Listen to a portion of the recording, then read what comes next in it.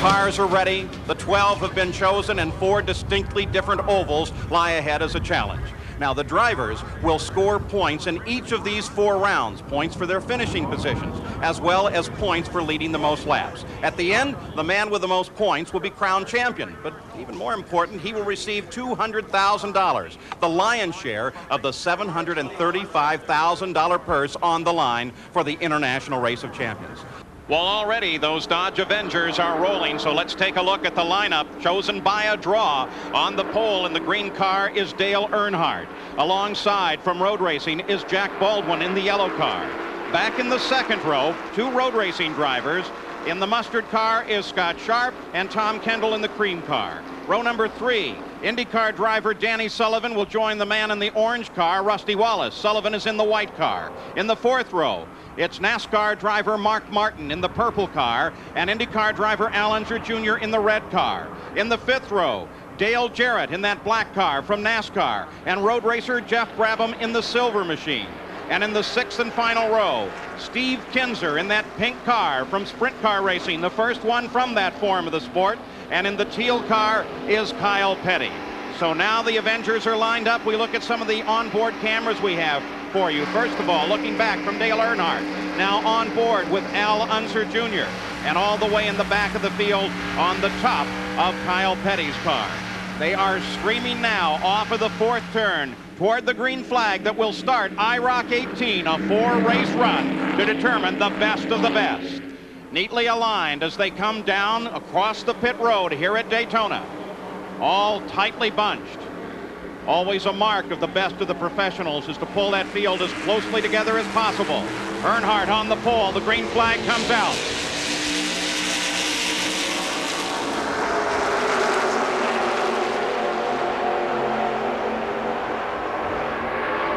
And the equality of these new Dodge Avengers already begins to show as they stay in formation through turn 2.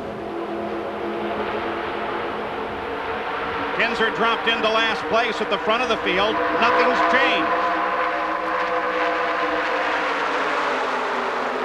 Baldwin gets a nose up on Earnhardt, who comes way low while a draft develops up on the high side. Earnhardt almost down into the grass. And Tommy Kendall looking strong at the front as we look from back in the field from Kyle Petty's car. Danny Sullivan sits just ahead of him. Tommy Kendall must have had something in mind, Paul, because he laid back at the start, gave away about 2 car lengths, and now he's leading the race. Well, almost led the first lap, but not quite. Got a lot of help from Rusty Wallace to get into that position, and then Wallace dropped to the inside, took over the position, and is now in front.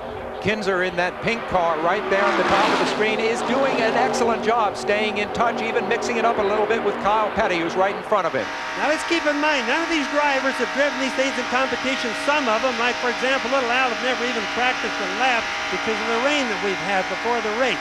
The red car trying to do a pass on Martin there, now, or Baldwin rather. And what happens is that the 3rd group, Paul, is even fallen back a little bit further.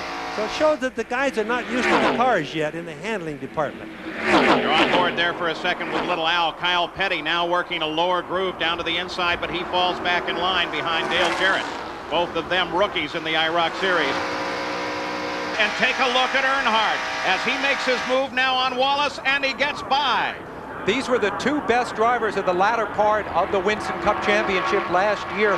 Wallace won 5 of the last 8 races, and of course, Earnhardt won the championship. Look at Earnhardt signal back to Wallace. He's telling him, give me a little push. He said, let's bust away so there's no draft for the other guys. Well, I think they have a chance, don't you, Bobby? Well, Sam, I think that they're almost just there on that. Just a little help and no fighting between the 2 of them. They'll get away from it. Well, that pass was costly, though, for this lead group. They were 2.7 seconds ahead of the group led by Mark Martin. Now they've lost down to 1.5 second separation. And just so everybody knows, Paul, 2 cars run faster together, right like this, like you see Earnhardt Wallace there, than 1 car does, or than cars trying to pass each other. Well, especially in the IROC. So right now, Unser Jr. is out in front, but he runs in front as we've got a car spinning. And up against the wall, Scott Sharp, rookie to the IROC, coming off a 2. Sharp had a spin here a couple of days ago and heavily damaged the car. His wrist was slightly injured in that incident. You could watch him. He kept fighting that thing, Sam, all the way. You know, he got it, he lost it. Car started spinning out of control, but he kept fighting it. Now, that's something in stock cars. You usually don't get them saved when you're on a place as fast as Daytona. Well, might as well just give it up and lock the brakes and ride it out. Yellow with caution comes out for the first time today. Car looks like it took the impact pretty well.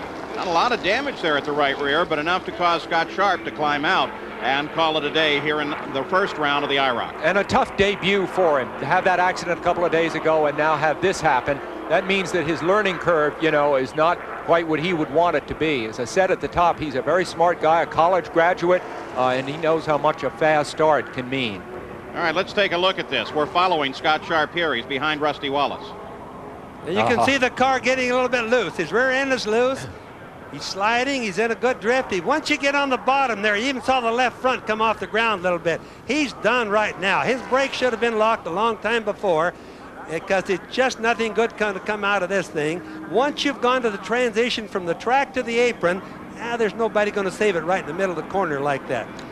Well, caution still on Daytona Speedway as they sort things out from Scott Sharp's incident. We take a look at how they stand, and we'll be back to racing in a moment. Played out, Paul, as we've watched these great IROC races for the last few years, that it's Unser Jr. who is able to mix it with the top Winston Cup men, and really only him on a race after race basis. Shows how truly versatile he is. Down on the low side with a little help from Jack Baldwin. Rusty Wallace closes in on Martin. Remember, we were looking just a little while back at Rusty Wallace, who was back quite a ways in the field. We thought maybe he's cooling his tires. Well, looks like he's coming back up. Now, it's still going to remain. Who is going to help who? We have two lines right now going. Who's going to help the most out of these two lines? One thing that we haven't seen so far, we haven't seen anybody pushing. Every year in IROC, we see guys bumping the front bumper against the back bumper to give a guy a little bump to help get him down the straightaways quicker. We've not seen that today. Can't do that as readily in these cars. To the inside, there's Martin. Earnhardt to the high side. Rusty Wallace looking down low. Jack Baldwin comes in to help him.